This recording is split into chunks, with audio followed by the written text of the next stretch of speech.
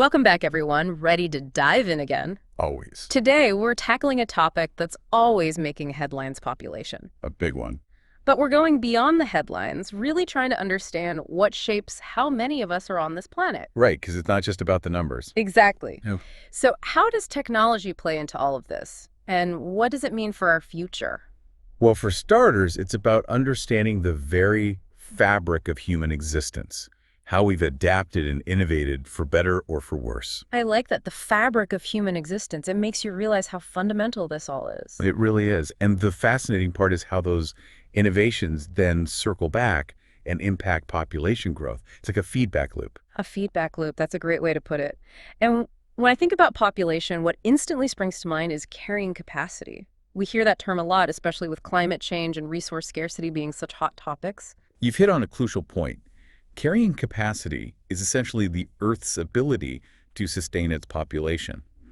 Now, while technology can definitely stretch those limits, and we'll get into that, Please do. it can't erase them entirely. Earth's resources are finite. It makes you wonder, where do we go from here? How do we innovate while acknowledging those limits? It's a balancing act for sure. It's the question. To understand it, we need a journey through time.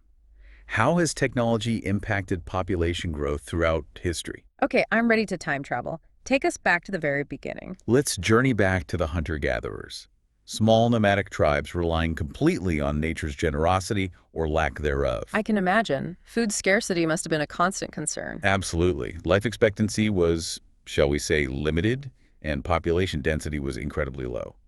You can't have sprawling cities when your grocery store is a berry patch. That's a funny thought. It's incredible how much things have changed. When do we start to see a real shift? That brings us to stage two, the agricultural revolution, a pivotal moment. Farm. Exactly. We mastered farming, leading to food security, and for the first time, surpluses. This had a ripple effect on population. More food, more people. It makes sense. With reliable food and a need for more hands in the fields, families grew. This led to civilizations, specialization of labor, a whole new era. Amazing how one innovation, farming, could spark such a monumental change, but things didn't stop there, right? Absolutely not.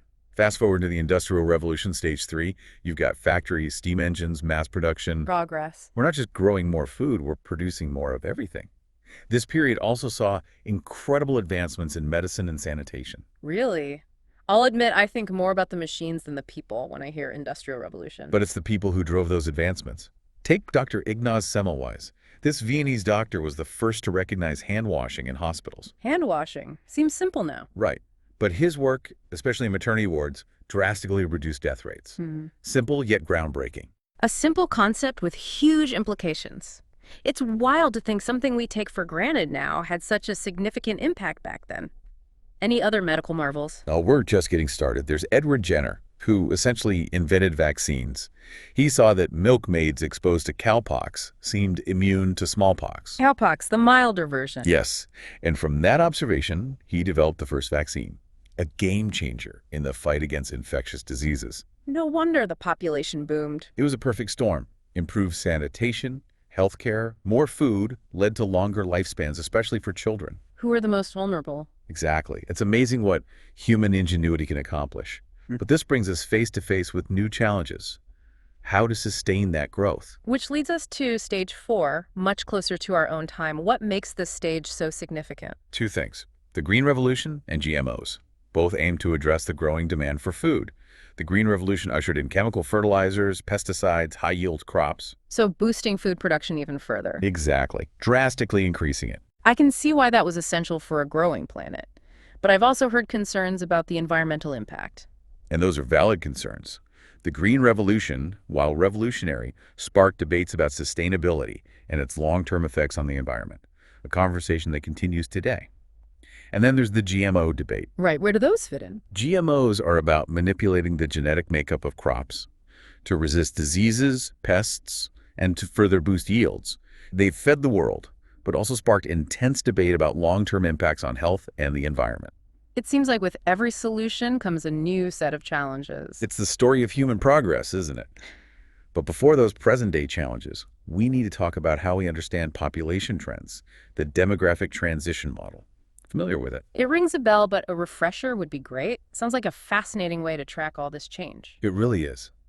Think of the demographic transition model, or DTM, as a roadmap for how birth and death rates change as countries develop, like a story in 5 chapters. 5.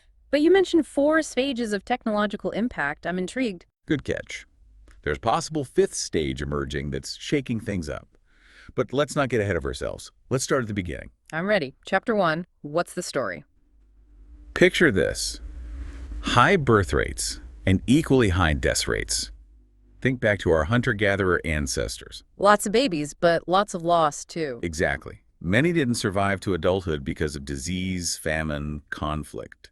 Stage 1 is often called high stationary. High turnover, but a fairly stable population overall. Seems precarious. It was, but hold on tight, because things changed dramatically as we turn to Chapter 2, the era of early expanding.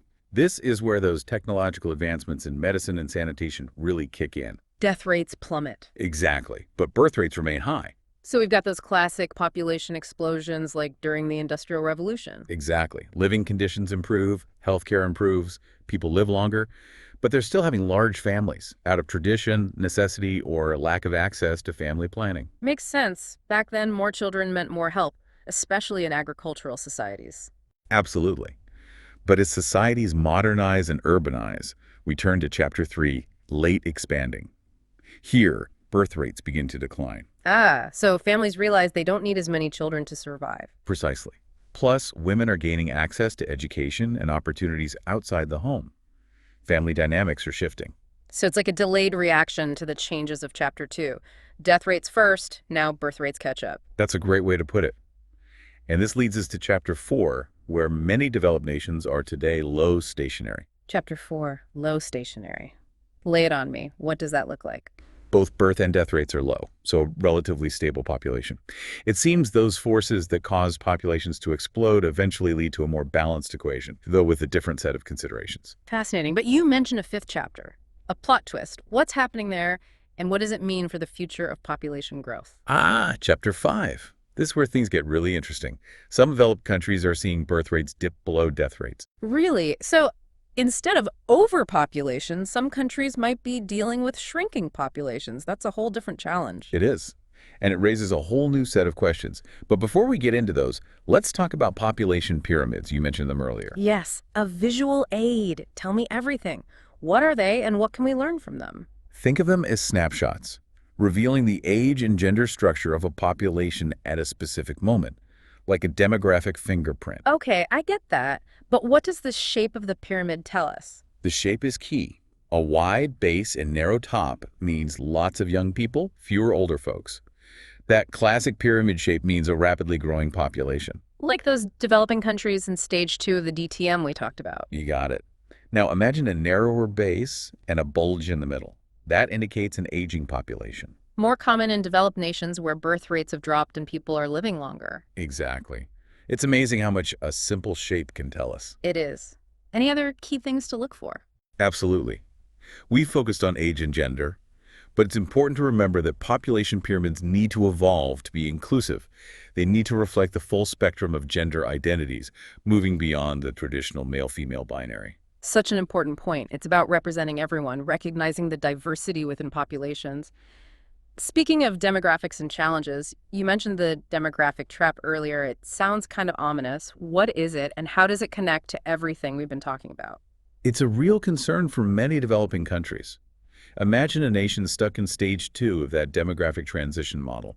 High birth rates, declining death rates, rapid population growth. Resources are strained just trying to keep up with the growth. Exactly. It's really challenging to break free from poverty and invest in crucial things like education and healthcare, especially for women. It's like a vicious cycle. The higher the population climbs, the harder it is to address those root causes. Precisely. And it's a complex issue with no easy solutions. Speaking of solutions, different countries have tried different approaches to population control, right? What's worked, what hasn't, and what are the ethics of these interventions? It's a mixed bag. India, for example, has implemented family planning programs for years, but navigating cultural and religious sensitivities while making those programs accessible, especially in rural areas. It's an ongoing challenge. And of course, there's China's one-child policy, a drastic measure that really highlights how complicated and ethically challenging population control can It be. was effective in curbing population growth and boosting their economy, but it also had unintended consequences. Forced abortions, sterilizations, and because of the cultural preference for sons, a skewed sex ratio.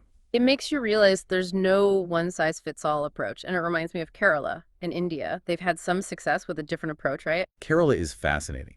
They focused on empowering women, education, healthcare, social reforms. They get it. When women have agency over their own bodies, access to education and opportunity, they tend to have fewer children, and those children tend to be healthier and better educated. It's amazing how empowering women seems to be a key part of addressing so many complex social issues. It really does. But while some nations are dealing with rapid growth, others are facing population decline. Right, we touched on that. And it does seem strange that declining populations would be a worry. What are the challenges there? Imagine fewer young people entering the workforce and more older adults entering retirement.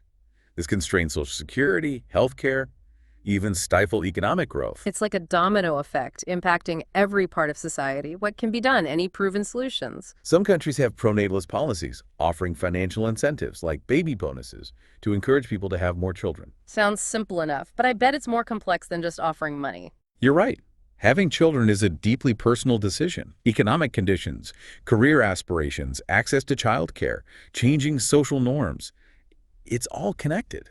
Like a puzzle with constantly shifting pieces. There's no one answer. Exactly. It requires understanding each country's unique situation. But while some governments are trying to boost birth rates, another force is reshaping the landscape: migration. Ah, right. We can't forget about migration, especially given what we've been talking about, some countries shrinking, others struggling to manage growth. It's all connected. For countries with declining populations, migration can be a lifeline, filling labor shortages, boosting economic growth, even enriching cultural diversity. Sounds like a potential win-win. It can be. But we need to be realistic about the challenges too. Large-scale immigration needs careful planning. Can the infrastructure and social services handle it? And are we creating a welcoming, inclusive environment? Important questions. And what about countries experiencing a lot of outward migration, when people feel they have to leave to find better opportunities? It's complicated. It can help with population pressure, and the money migrants send back, remittances, can be a huge economic boost for families and communities. So it's not all bad news. No, not at all. But there's another side. When skilled, educated people leave, it can lead to a brain drain. That loss of talent can really hurt long-term growth and development. It's a difficult balance. It sounds like migration, like so much of what we've talked about today, is a web of interconnected factors all pulling in different directions. Exactly, and that web gets even more complex when we bring in technology. How is that reshaping population dynamics? That's a great transition because technology has been a catalyst for so much change. Where do you see things headed? What role will technology play in shaping our future populations? That's the million-dollar question. We're on the edge of a technological revolution, and its impact on population is one of the biggest unknowns. One thing we're looking at is automation and AI. It has potential for efficiency and productivity, but could also displace jobs. Like a double-edged sword, if I've ever heard one. Progress, but potential upheaval. Right, and how those disruptions might impact birth rates, migration. It's anyone's guess right now. It's like trying to predict the weather centuries from now. Speaking of the future, we keep coming back to environmental impact, carrying capacity, resource limitations. Can the planet sustainably support a growing population, especially as developing nations modernize and consumption patterns change? The million-dollar question, right? It keeps policymakers and scientists up at night. There are no easy answers. We're trying to improve living standards for everyone while also facing the very real limits of our planet. We're at a pivotal moment, aren't we? We are, and the choices we make today will echo for generations. So where do we go from here? What can we as individuals do with all this information? It's easy to feel overwhelmed. I get it, it's a lot. But I always come back to this. Knowledge is power.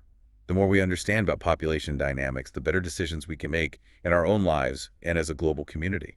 It's a reminder that we're not just along for the ride. We all have a role in creating a future that's sustainable and equitable. Exactly. And that leads to my final thought. Yeah. Yes, the challenges are real, but we need to approach this with hope and optimism. I agree. Humanity has overcome incredible odds before. We've shown amazing ingenuity and resilience. And I believe we can do it again. One of our greatest strengths is our ability to connect, to collaborate, to learn from each other. Well said. And that's a great note to end on. To our listeners, keep asking questions, stay curious, engage in conversations about these issues. The more we understand, the better prepared we'll be to create a future where everyone can thrive. Beautifully put. It's been a pleasure exploring these fascinating and, yes, complex topics with you. The pleasure was all mine. And to our listeners, thank you for joining us for this deep dive into the world of population. It's a topic that's always evolving. We hope you join us again soon for another exploration of the trends shaping our world. Until then, keep learning, keep questioning, and keep the conversation going. Think of them as snapshots. They reveal the age and gender structure of a population at a specific point in time. It's like a demographic fingerprint. Okay, I can see how that's helpful. But how does the shape tell the story? What should I be looking for? The shape is key. A pyramid with a wide base and a narrow top. Lots of young people. Smaller proportion of older folks. This classic pyramid shape means a rapidly growing population. We see this in developing countries, experiencing those high birth rates we talked about. It's like a visual representation of stage 2 in the demographic transition model. Exactly. Now, picture a pyramid with a narrower base and a bulge in the middle. This points towards an aging population, more common in developed nations, lower birth rates, people living longer. It's amazing how much information a simple shape can convey. Are there other things to look for? Definitely. We focus on age and gender, but it's crucial to remember that population pyramids need to evolve.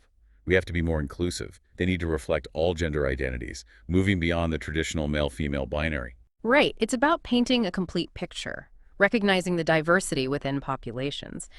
And speaking of demographics and the challenges they face, you mentioned the demographic trap earlier. Sounds a bit ominous. Can you elaborate on what that is? How does it connect to what we've been discussing? It's a real concern. A lot of developing countries face this. Imagine a nation stuck in stage 2 of the demographic transition model. High birth rates, declining death rates. This equals rapid population growth. So resources are strained just trying to keep up.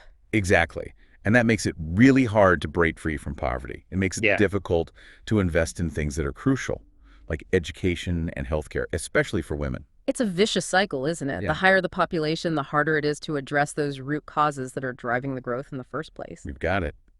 And it's a complex issue, no easy answers. Speaking of trying to find solutions, different countries have experimented with different approaches to population control, haven't they? What has worked, what hasn't? And I think the ethical implications are important to consider as well. It's definitely a mixed bag. Let's take India, for example. They've implemented a number of family planning programs over the years, but it's been a challenge. In what way? Well, navigating cultural and religious sensitivities, and then there are the logistical challenges of ensuring access to these programs, especially in rural areas. Right, those are important considerations. And then, of course, there's China. They had their very famous or infamous, depending on how you look at it, one-child policy. That was a drastic measure. It was, and it really exemplifies just how complex and how ethically challenging these issues can be. Absolutely.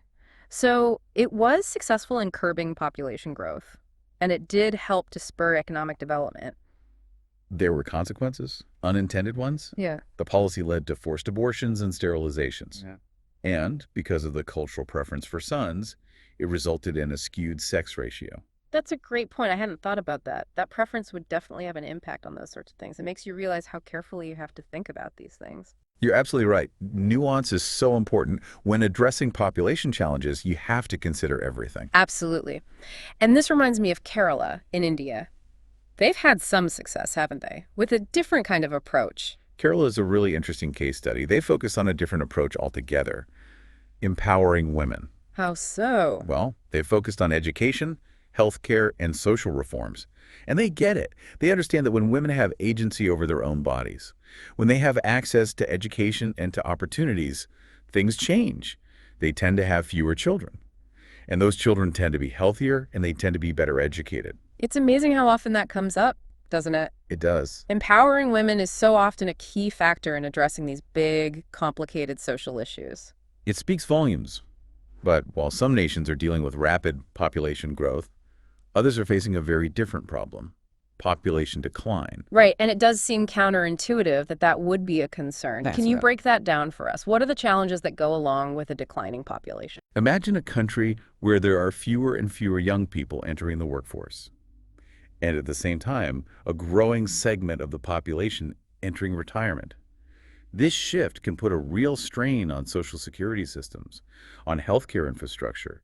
It can even stifle economic growth. It's like this domino effect where a shrinking workforce has an impact on every other system. It's all connected. So what can be done? Are there any proven strategies to deal with this challenge of population decline? Some countries have implemented what are called pronatalist policies. They offer financial incentives to encourage people to have more children. Things like baby bonuses. It seems pretty straightforward, but I imagine it's not quite that simple, is it? No, not really. The decision to have children is a deeply personal one. It's influenced by so many different factors: economic conditions, career aspirations, access to childcare, not to mention just generally evolving social norms. It's true. Everything factors in, doesn't it? It's like trying to solve a puzzle where the pieces keep moving around on you. That's a great analogy. And it highlights the fact that there's no one-size-fits-all approach. Each country's unique context needs to be taken into consideration. But while some governments are busy trying to boost birth rates, there's another force at play that is quietly reshaping the demographic landscape: migration. Ah, yes. Of course. We can't talk about population without talking about migration. It seems like it would naturally come into play, especially given the disparities we've been discussing. Some countries with shrinking populations, others struggling to manage growth. It's all connected. For countries with declining populations, migration can be a real lifeline.